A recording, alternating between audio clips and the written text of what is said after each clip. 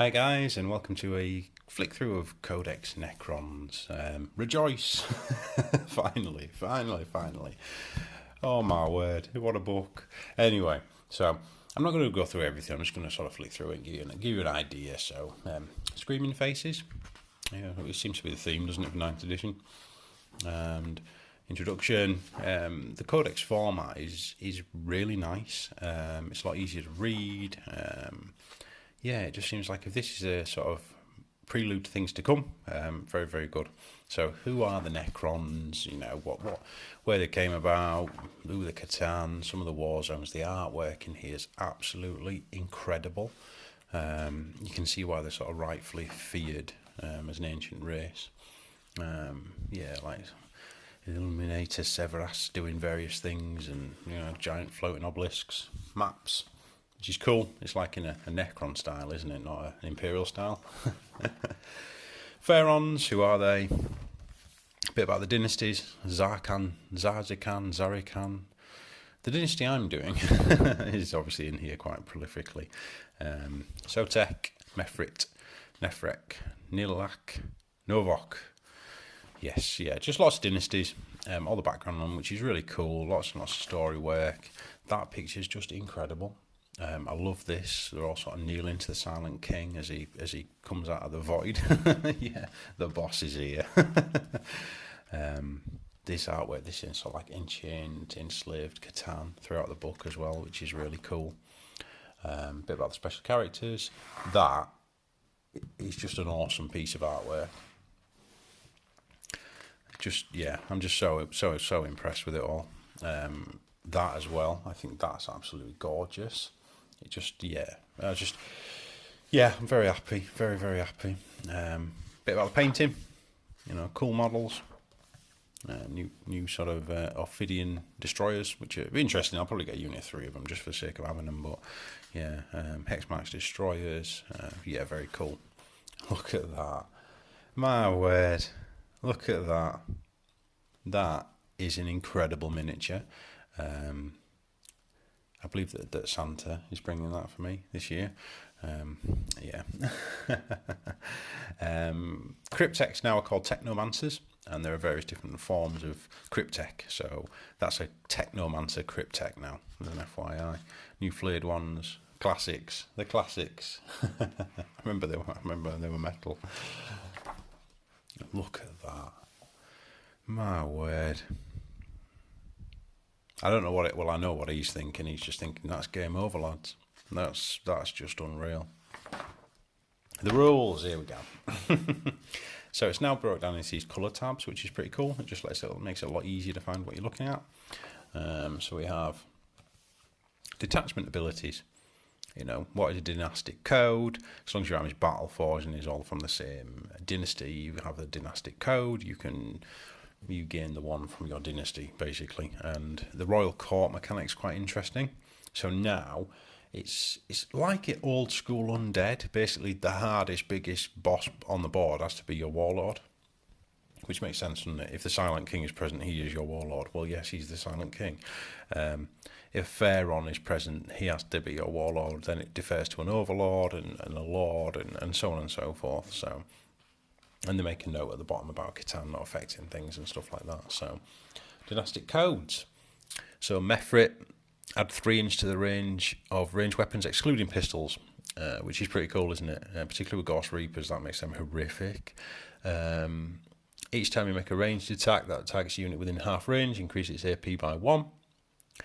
When the Protocol of the Vengeful Stars is active, for your army, if every unit in your army has the same code, you can select both of the command protocol's directives. Get onto that in a minute. Novok. Add 1 to charge rolls. Yes. Go forth and destroy. Oh dear. Each time makes a melee attack. If he's made a charge move or was charged, performed a heroic intervention, improves AP by 1. Wow. That makes Sotek Lords and Destroyers just absolutely horrific. And again there's the one when it's the Protocol of the Hungry Void, which is like your combat protocol. You get both of them instead of one. Nephric Translocation. Models have a 6+ invuln save. 6+ invuln army-wide. Each time it advances, it can translocate. Do not make an advance roll, instead just move it 6. Okay. Oh, but you cannot shoot. Well, that's fair enough, isn't it? Yeah, otherwise we wouldn't want people to think us Necron players are unfair, you know? Yeah, okay, so each time it falls back, models can move across models as terrain as if they weren't there. Okay, so they beam around, basically.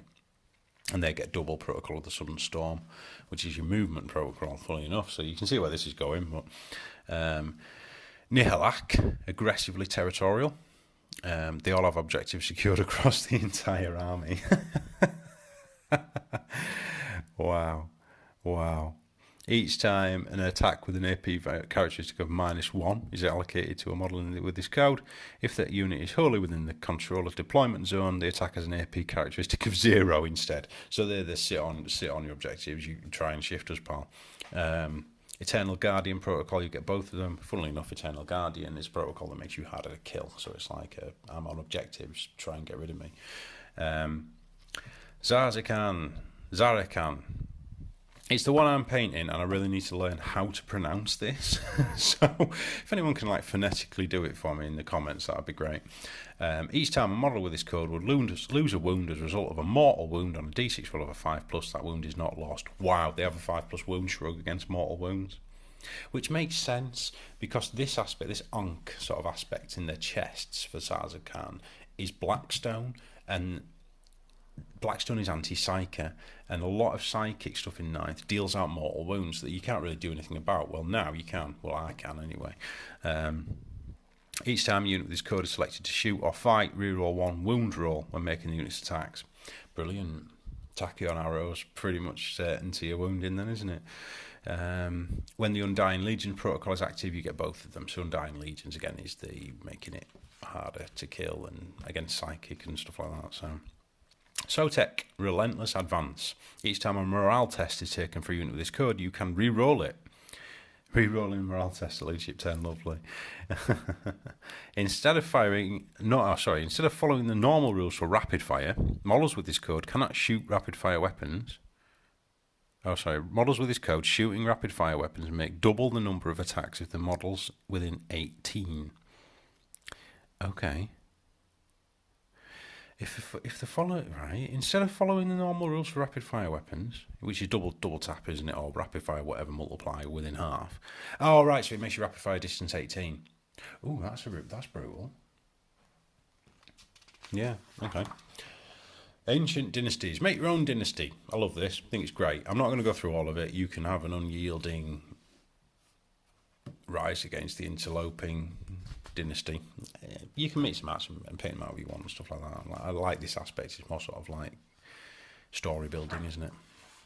Stratagems. Here we go. Right. Dimensional corridor. So I'm going to work this way. This is 1 CP. Start your movement phase. Select 1 dynasty unit in your army. Remove the unit from the battlefield. In the reinforcement steps of this phase, set the unit back up wholly anywhere within 3 inch of a friendly monolith. 9 inch away from enemy models. Yeah, okay, so that's kind of similar to previous ones. Techno Oracular Targeting. 1 CP. Use this stratagem in the shooting phase before making a wound roll. Do not make a wound roll. Automatically wound the target. 100% yes. Yeah, okay, love it.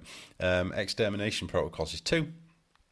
Locust Destroyers. So use your strats when shooting phase with Locust Destroyers or Locust Heavy Destroyers. Shoot until the end of the end phase. Each time a model in the unit makes an attack, you can re-roll the wound roll. So you won't re-roll all wound rolls. Again, that's the brutal in Destroyer armies. Only for Locust, so it's ranged. Storm of Flensing Blades. Selects a flayed one's unit from your army with engagement with the enemy. That unit can fight again. Fair enough. Yeah, all for that. Fractal Targeting, 1 CP. Use this stratagem in your shooting phase. Select 1 Tomb Blades unit from your army until the end of the phase. All rapid fire weapons are equipped with a treat now an Assault 2. Cool. Models in that unit do not suffer the penalty to hit incurred from firing assault weapons in the same turn that they advanced. Oh, wow. That's pretty nasty, isn't it? Yeah. Judgment of the Triarch for 1 CP. In the shooting phase, when a Triarch unit is selected to shoot, or in the fight phase, when it's selected to fight, until the end of the phase, each time a model in that unit makes an attack, add 1 to the attack's hit roll. Brilliant. Eternal Protectors is 1. Lich Guard stratagem by the look of it. Yeah, use this stratagem in the fight phase. Select a Lich Guard unit from your army until the end of the phase when the unit is within 3 inches of a friendly Dynasty Noble. Dynasty Noble is the new keyword for things on your HQs, basically. Add 1 to the attack's characteristic. Yeah, brutal. So they sort of like shield wall up and just protect the Lord. That's pretty, yeah, like that. Cool. Okay. Epic Deed Stratagem. Epic Deed Stratagem. 1 command point. Use this stratagem in any phase when a Necron infantry model, noble, or infantry Cryptex model from your army is destroyed. You can choose to roll 1d6 at the end of the phase instead of using any rules that are triggered when the model is destroyed. Okay, if you do, then on a 4+, set that model back up on the battlefield as close as possible to where it is destroyed, more than an inch away from enemy models with D3 wounds remaining. This stratagem cannot be used on the same model. Right, so you can't stand him more than once a game. But for 1 CP, 50-50 chance of bringing your Warlord back or something like that. That's brilliant. What have we got here? Strange Echoes. I'm not going to do the Epic Deed thing again. 1 command point. Use this stratagem in your command phase. Select 1 Catan shard model in your army. Select one of the powers from the powers of the Catan that he does not know. The selected power replaces one of the powers that he does know. Okay, so you can switch your powers around for situational, but could be really, really useful. Deathless Arise, 1 CP. Selects a Technomancer, so that's like your old school Cryptex.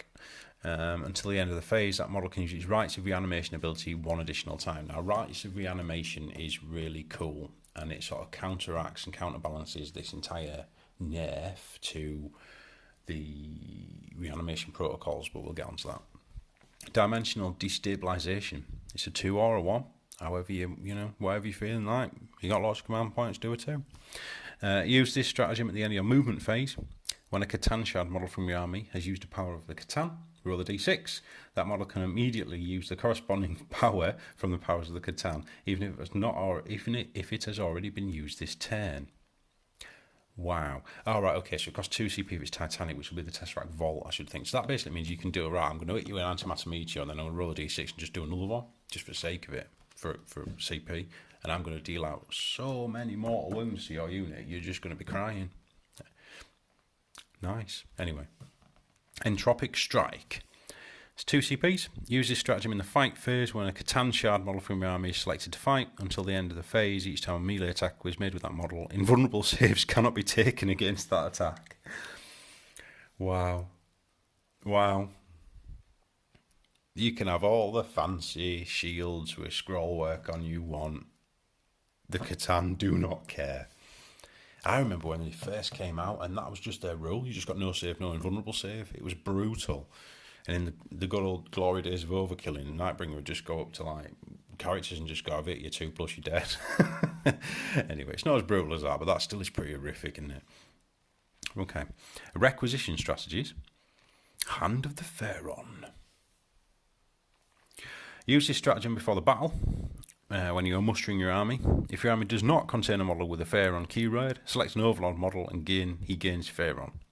Okay, right, fair enough, so you like promote one guy basically. Dynastic Heirlooms, so you can have extra heirlooms. Rarefied Notability. When you are mustering your army, if your Warlord has Necron keyword, select 1 Necron character, not a Catan, and determine 1 Warlord trait for that model. Okay. Oh, it's an extra Warlord trait, is it? Yes. Yeah, okay. So you can give another Warlord trait out, basically. Yeah, you get these, don't you, across your armies. So they're just called cool things for Necrons because we're cool. Necron Strategic Ploy. 1 command point. Enslaved Protectors.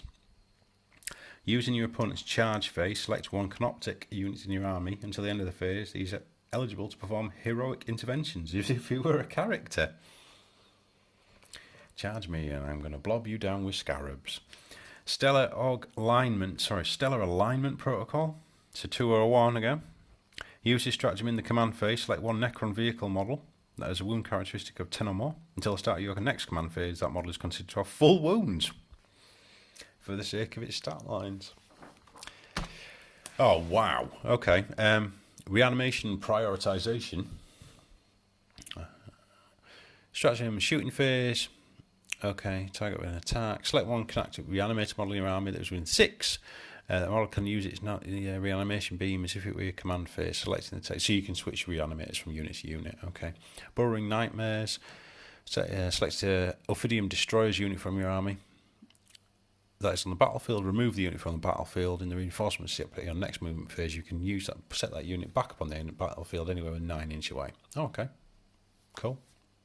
Self-destruction. Woo! Scarabs can now blow up again.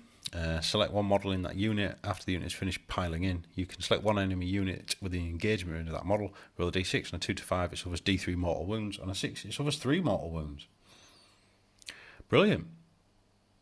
That's pretty nasty. That for 1 CP, isn't it? Just popping out mortal wounds for the sake of a Scarab base. Prismatic Dimensional Breach. Stratagem reinforcement step in the movement phase. Select a core unit from your army that is in strategic reserves. And then select for any Night's Life Monolith. Set the core unit anywhere up on the battlefield. Hull win 3 of the Night's Life. Yeah, so basically you can just like jump things through, which is very Necron-y, isn't it? Shadows of Drazak. Use this stratagem in the fight phase. In any phase when a flared one unit from your army is selected to target with an attack. Until the end of the phase, each time an attack is made with that unit, subtract 1 from the hit roll. Brilliant. Aetheric Interception. Reinforcement step again. Select one hyperspace hunter unit from your army. That just sounds cool in itself, doesn't it? That is either on the battlefield in the hyperspace dimension or in strategic reserves. If the hyperspace unit is in a hyperspace dimension or in strat reserves, set up anywhere on the battlefield that is within 18 of that enemy unit and more than 9 inches away from other enemy units. Yeah, this is if the hunter model is at the end of your phase, so that model can then shoot as if it were the shooting phase. So basically, somebody goes, right, I'm dropping this in here, and you go, no, wait, hang on a second, I'll spend a command point and I'll drop this unit of hyperspace hunters here, and they're going to give you a volley before you do anything. It's pretty nasty. Curse of the Feyron. It's a 3 or a 1. Wow. Use this stratagem in any phase when a Necron vehicle model is destroyed. It's never going to be used, is it? Do not roll to see if that model explodes. It does so automatically. If it's Titanic, it costs 3. Yeah, okay, so it's not auto blow up, isn't it? Activistic Instigation. Okay. Use this stratagem in the shooting phase when a Doom Scythe is selected to shoot. After you select the target of the unit's heavy death ray, select one enemy unit within 3 of that target. That unit can either brace or duck for cover. If that unit braces, it suffers D3 mortal wounds. If it ducks for cover, subtract 1 from the attack's characteristic. That's pretty nasty, isn't it? So basically you can fly in, blast a unit with a Doom death ray, then play that to nerf a unit that you're then going to assault or something like that. That's really nasty. Revenge of the Doomstalker. Sounds like a horror film. 2 CPs. Use it in any phase. When a character from your army is destroyed or an enemy unit by an enemy unit, select one Doomstalker in your army. At the end of the phase, the Doomstalker model can shoot as if it were your shooting phase. Wow, but it can only target the enemy unit. Oh, it can only target the unit that killed the character. Till the end of the battle, each time that connected Doomstalker makes attack rolls that targets the enemy unit, add 1 to the attack's hit roll. Oh, wow, yes, that's basically just right. Well, you've killed our Lord or whatever it is. We're going to blat you with Doomsday Cannons until you're dead. Fair enough. Disruption field. So we're on to War Gear Stratagems now. Using the fight phase, when a Necron's core unit from your army is selected to fight, until the end of the phase, add 1 to the strength characteristics of models. That's pretty cool. Disintegration Capacitors. Shooting phase, when a unit of Necrons is selected to shoot until the end of the phase, each time a model in the unit makes an attack with a Gauss weapon, an unmodified hit roll of a 6 automatically wounds. Old school. I love it. That's pretty nasty. That's very nasty. Okay. Malevolent Arcing. One again. Use this stratagem in your shooting phase when a Necrons model from your army targets an enemy unit with a Tesla weapon. After making that weapon's attacks, roll 1d6 for each other unit within 6 and a 4+. They suffer a mortal wound. Yes, they do, and you deserve it. Whirling Onslaught. Use this stratagem in any phase when a Scorpic Destroyers or Scorpic Lord unit from your army is selected with a target of an attack. Until the end of the phase, each time an attack is made against that unit, subtract 1 from the attack's wound roll. Cool. Quantum Deflection. Stratagem to any unit with Quantum Shielding is selected for an attack. Until the end of the phase, you have a 4+ invuln. Oh, this is just brutal. Solar Pulse. Oh, old school. 1 CP. Use this stratagem in your shooting phase. Select one enemy unit until the end of the phase. Each time a model in a Necrons unit from your army makes a ranged attack against that enemy unit, that target does not receive the benefits of cover. Oh, wow. But that's what they used to do. It used to be Night Fight, I think, in the edition that they first came out. And they used to just go, bang, there's a Solar Pulse, and Night Fight doesn't count, and I'm just going to volley you. So, yeah, I love that. That's mint. Reconstitution Protocols. Use this stratagem in your command phase. Select a Ghost Dark from your army. Until the end of the phase, each time that unit uses its Repair Barge ability, set up D6 models back instead of D3. Cool. Dynastic Stratagems. Talent for Annihilation for Nephric. Nephric unit from your army is selected to shoot. Until the end of the phase, each time a model in that unit makes an attack, unmodified roll of a 6 inflicts a mortal wound in addition to any other damage. Oh, brilliant. Yeah, Nephric Translocation Crypt. Use this stratagem before the battle when you declare reserves and transports. Select one Nephric unit, not a vehicle or a monster. That unit gains a dimensional translocation ability. Wow, that's pretty dirty, to be fair. That's where you can just put it on the board.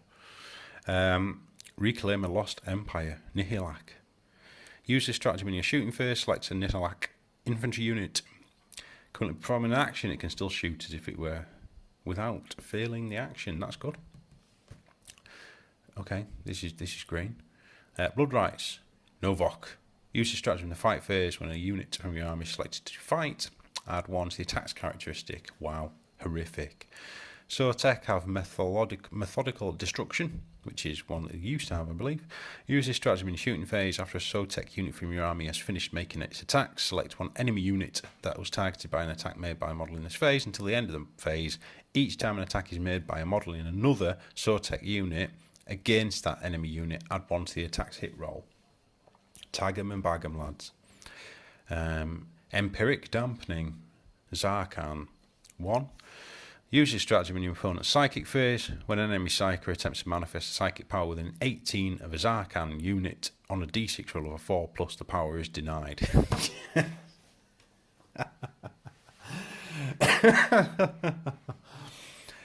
I'll just leave the internet with that one. Oh, that's brutal. Cryptex now have a whole range of equipment. So basically now your Cryptex can select from these. I'm not going to go through all of them. Let's do a couple, shall we?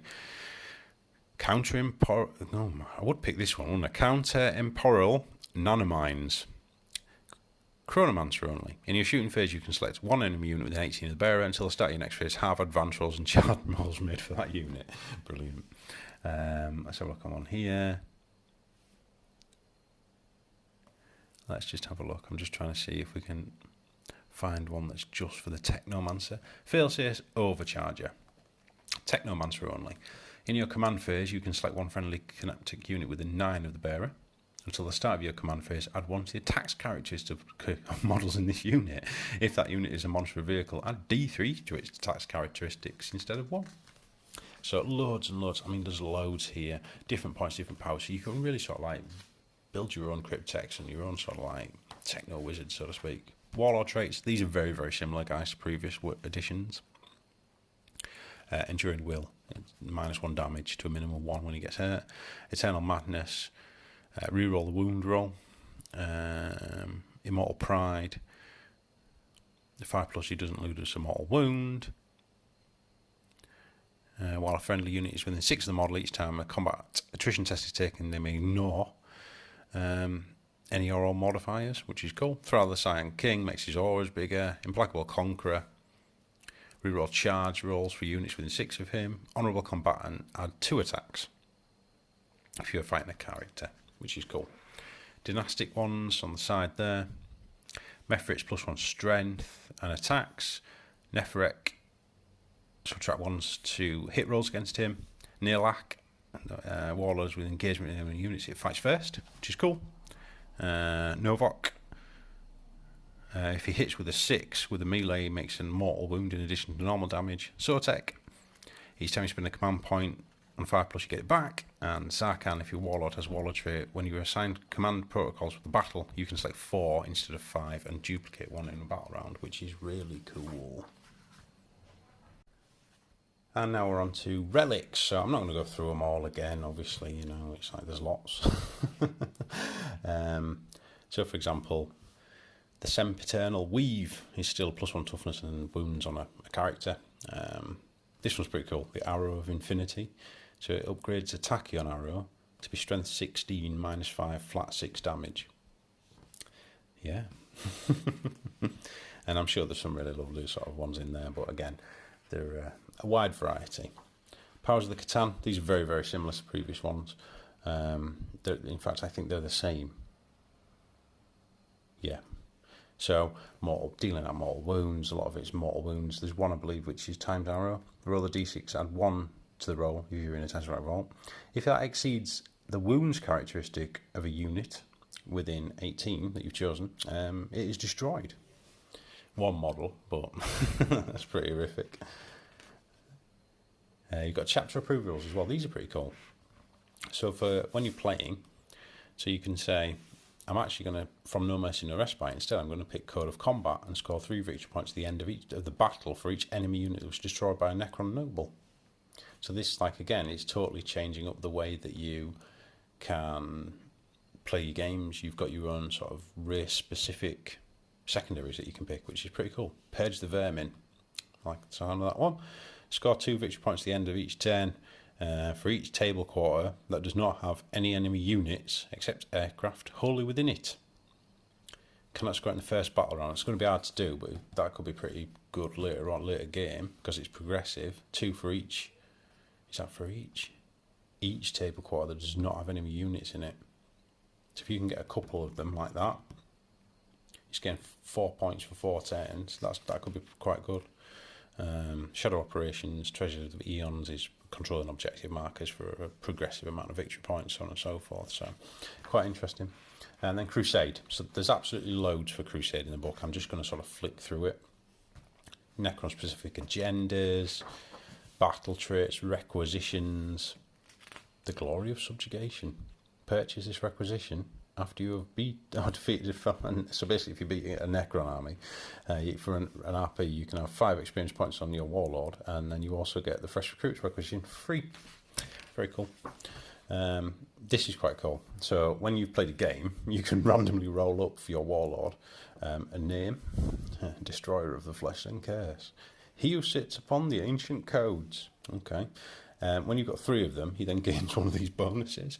So again, that's pretty cool. It's sort of like just follows the story. It's very narrative and things like that. So weapon enhancements that are specific for the race, Crusade relics that are specific for the race, and then we're on some pretty funky looking green silver Necrons. Cool. Data sheets, and this is sort of like the main bit that everybody wants to look at it. I've done a video on Reanimation Protocols a few weeks ago, and that is exactly how it is. You now build up a wound pool after each attack. It's fantastic for warriors, things like that. A bit more difficult for multi-wound units, which was a lot of the discussion that we had. Because now if you don't reanimate the full amount of wounds for a model, it's dead. However, there are now abilities that actually bring models back into units just as previously, and to be fair, it's a bit more reliable. Command protocols, you have a variety of command protocols. Eternal Guardian, and each one of them has 2 directives. You create a stack of, you pick 5, 1 for each turn, and create a stack, and then that's active. The cards are really useful for this. And then that is active for this battle round. So, and it ranges. So, for example, Eternal Guardian, if you don't move, you receive the benefit of light cover against your units. So that's sort of like, to me, that's sort of turn 3 sat on objectives. Directive 2 is each time an enemy unit declares a charge against this unit, if this unit is not within engagement range of an enemy unit, it can either hold steady or set to defend. Hold steady. Overwatch attacks 5+. Basically, it just allows you to pick one or the other. Some of the things in here, you pick both of them, and you can sort of stack this however you want it. Hungry Void, for example, each time a model in the unit makes a melee attack, an unmodified roll of a 6 is an extra AP. So it's really quite cool. The cards are essential for this because I'll just be totally confused. But it just explains up here that you can say, right, battle round 1, I'm going to have this, and it's just going to flick through it. If the game goes beyond 5, you get the one that you had in 5. So, yeah, quite interesting, quite cool. Just a little extra thing. Not as complicated as the Space Marine one. And then on to the rules. So, yeah, as you can imagine, new data sheets are pretty straightforward. All the faction rules on there. If you notice on here as well, you've now got Noble, Dynastic Agent, and Overlord. So this is to basically say, this guy's an Overlord, so therefore in the command structure that he has to be the Warlord if there isn't a Feyron present, and so on and so forth. So you've got Tarzan like the Infinite, they're all back out there, they are. Royal Wardens, these guys that have Indomitus. No changes. Locust Lord, so Locust is now what the old Destroyers are called, so with like the beetle back things. Lord, so here we go, Resurrection Orb. Once per battle in your command phase, the bearer can use the Resurrection Orb. If it does, select a friendly Dynasty unit within 6 that is not at starting strength, and you basically get to do the Reanimation Protocol roll again for all the destroyed models, which is pretty cool. Command Barge again, it's on there. Overlord, so yeah, he's got options for Res Orbs. His options on there are good. He's also got an extra attack now, attack 4, which is yeah, makes him actually choppy, you know. Here we go. So these are the Mancers. So Technomancer is an old Cryptech. Psychomancer uses fear against the enemy. Chronomancer changes time, and a Plasmancer is like the magic-y sort of blast you with rays of things. Again, I'm not going to go through them all, but Rites of Reanimation has been mentioned a few times. So in your command phase, you can select one friendly core unit within 6 of this model. One destroyed model from that unit is returned, it's reanimated. If it is Necron Warriors, it's D3 instead. You can only do this once per phase per unit, so you can't just say, right, I've got 3 of these guys and I'm going to bring 9 warriors back, whatever it is. But that is just automatic. That's really, really good. And these guys are pretty cool as well. They have these are the new models that they showed off and things like that. They get this guy bends time and stuff, which is always fun, isn't it? Warriors, core, as you'd expect. Immortals, core. Change to the Gauss Reaper, so it's now 12-inch assault 2. Strength 5 -2 AP, which is really good. It's not rapid fire anymore, so jump them out of things and give people a volley. The Reanimator, again, so that's a 6-inch range of its beam now, so different to Indomitus, but it basically adds +1 to the Reanimation Protocol roll regardless, so that's really good. And also makes sense of the little sort of squiffy thing we had previously where you had to pick that in your command phase. Well, now it makes sense. So Hex Marker Destroyer, we've seen him a lot, haven't we? He's the jump out of the wherever it is and volley people off with 6 pistols. Lich Guard, let's just have a quick look. He's not a core. So Lich Guard, a core. Death Marks, a core. Flayed Ones are not core. Crypto Thralls are not. So Scorpec Destroyers are not. Makes sense. Plasma Sight's a separate unit now. It just floats around and does the same thing. It just floats separately, so he's not a cheeky additional wound. Triac Stalker. Yeah, as you can imagine, it's very, very similar to what it used to be. New sort of way that they're listing out damage as well is in here. The Catan, these things are just ridiculous now. Yeah, they're just super powerful, which is what you'd expect them to be, particularly at 18 power level. I think there's been plenty of leaks on this. So like Living Metal's cool, nice to get wound back. Necrodermis, 4+ invulnerable save. You can't lose more than 3 wounds in a phase, which is pretty nasty. Yeah, models can ignore Lookout Sayer when selecting this model as target. So you're going to shoot that if you see it coming towards you, aren't you? If the model's destroyed, roll D6 on a 4+, it explodes. Each time the Nightbringer makes a melee attack that is allocated to an enemy model, that enemy model cannot use any rules to ignore the wound it loses. Yeah, so these things are just going to kill you, but that's what you'd expect from a model that looks as cool as that. So, Transcendent Katan, so again, he's just a bit of a different Catan. He's something a bit better. He's not as powerful though, so he's not as powerful as the elite ones, but these are named, aren't they? Spiders, Canoptic Spider. So again, it's a pop out scarabs. Scarab swarms, 2 power, 4 wounds each. So yeah, feeder mandibles, they're exactly the same as Indomitus. Ophidian Destroyers. So Destroyer Cult again. These are the guys that bore under the ground. They're pretty cool. Tomb Blades, 14-inch standard move, particularly that stratagem previously. Nasty. They are core as well, which is interesting. Triarch Praetorians. The Triarch, I don't think any of them are core because they're like the separate thing, aren't they? Yeah, so Praetorians, 6 power, 205, 2 wounds, so they're very, very similar.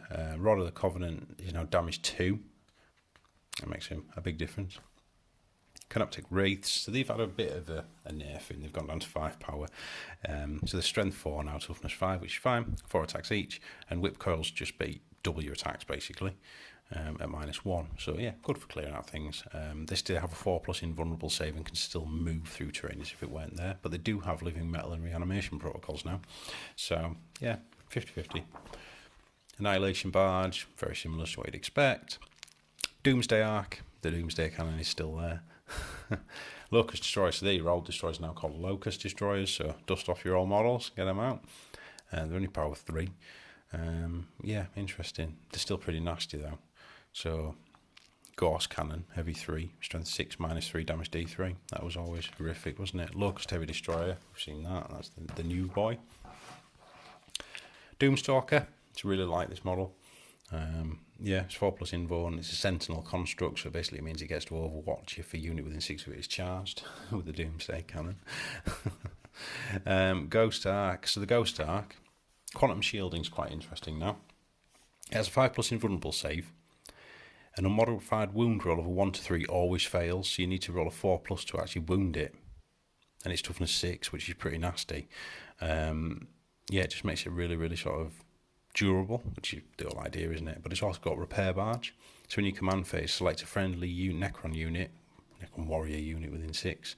If you do, D3 destroy models reanimate, and they just come back to life. So yeah, interesting. Doomside, nice side, flyers, very, very similar. Obelisk, Tesseract Vault, so they're there as your Lords of War. Monolith is also a Lord of War now. It's 19 power because you can give it 4 death rays, which is pretty horrific. Same as before, it's a very hard to kill rock hard unit that you can use as a gate that also fires out big destruction, but that's what you'd expect from one of those. Silent King's there. He has an entire A4 page to himself and he's 23 power, which is wow. Yeah, I'm not going to go through all of his rules, but he is exactly what you'd expect him to be, just ridiculously hard. And then the Convergence of Dominion, which is their little, I don't know what it is, scenery piece. Yeah, it's interesting again, so you bob it around, it's a boost in his shoots, and Trans-Dimensional Abductor, sounds good, doesn't it? Range 12, Salt D3, so it's like a Translocation Protocols. Yeah, it affects what other boosts do in your army, and it also has this weapon just to defend itself basically. And then onto weapon profiles. So yeah, very impressed with the whole book. It's a bit of a top-down quick flick through it. It is 120 pages long, and with a reference in the back as well. So there we go. So that's Codex Necrons. Very excited to get the new book going. Some games tomorrow, see how they get on. So thanks for watching, guys. Please like, comment and subscribe. It's nice to have the conversations with you all and go back and forth. And as always, happy hobbying.